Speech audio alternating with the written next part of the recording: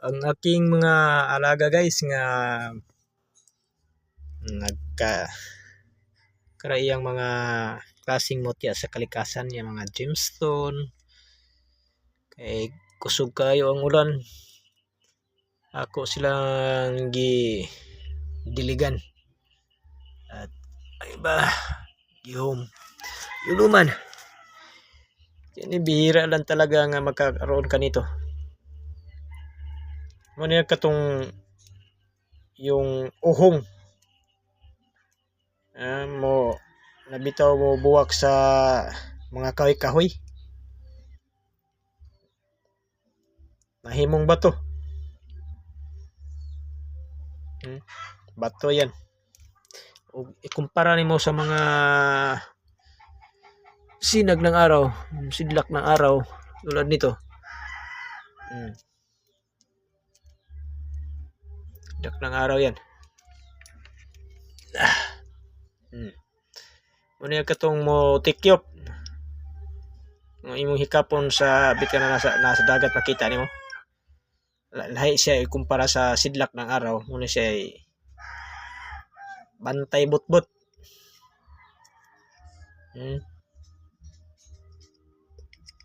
Napay ni himong bato nga lipan-lipan. Ano siya tawag na? Nara. Luman ako na lakaw na mga ideo. Sus.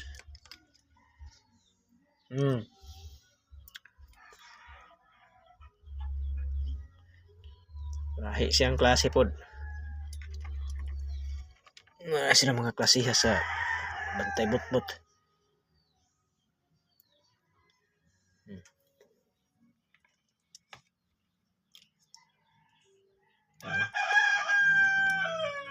Corals.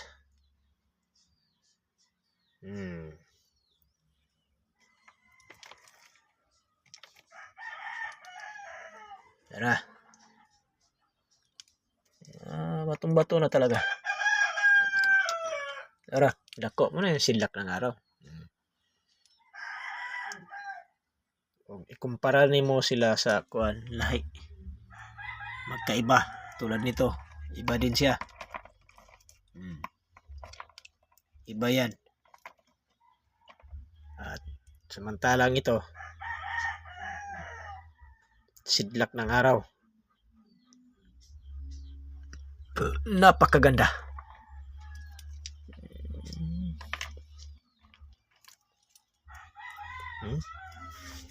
Mga kakaibang klase ito. Pula. Ito yung klase na mahal. Pag ginawa itong binda ito, ang pikat. Solid na solid. Solid. Bihira lang na magkaroon ka ng ganitong klaseng bato. Gemstone. Sobrang ito naman. Iba din kulay ang klaseng bato na to. Iba.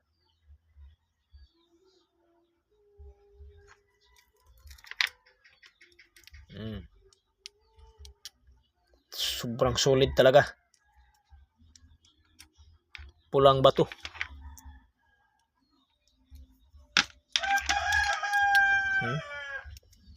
Ito.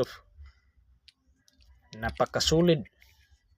Pag kinating mo to, napakaganda. Ito naman yung magtiayon.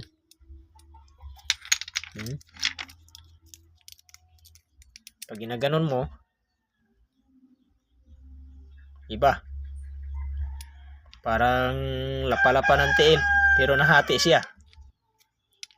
Nahati. Ayaw na mabuksan. Nara.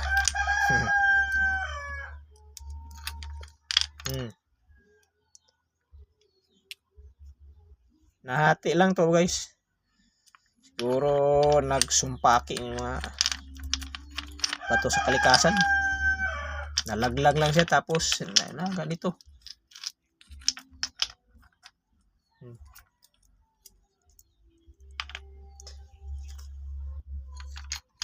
Mga dignum na ba to? Parang tinatawag nilang mga batong uling ito. Napakaitim.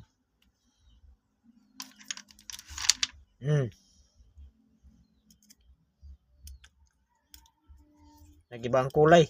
Dati puti. Ngayon iba na.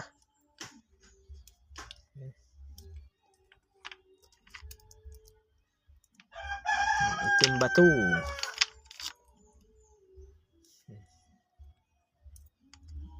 Marami pa. Ito yung heart. Merong batong ara. Heart. Dignum na bato. Ito. Napakagandang klaseng gemstone. Sobrang solid talaga. Mga alaga ko guys, kailangan mo talagang liga ng tubig ng ulan para magiging malusog. So thank you for watching guys. Huwag kalimutan na mag-subscribe sa aking YouTube channel for more video para palagi kayong updated sa aking mga video guys. Thank you so much guys.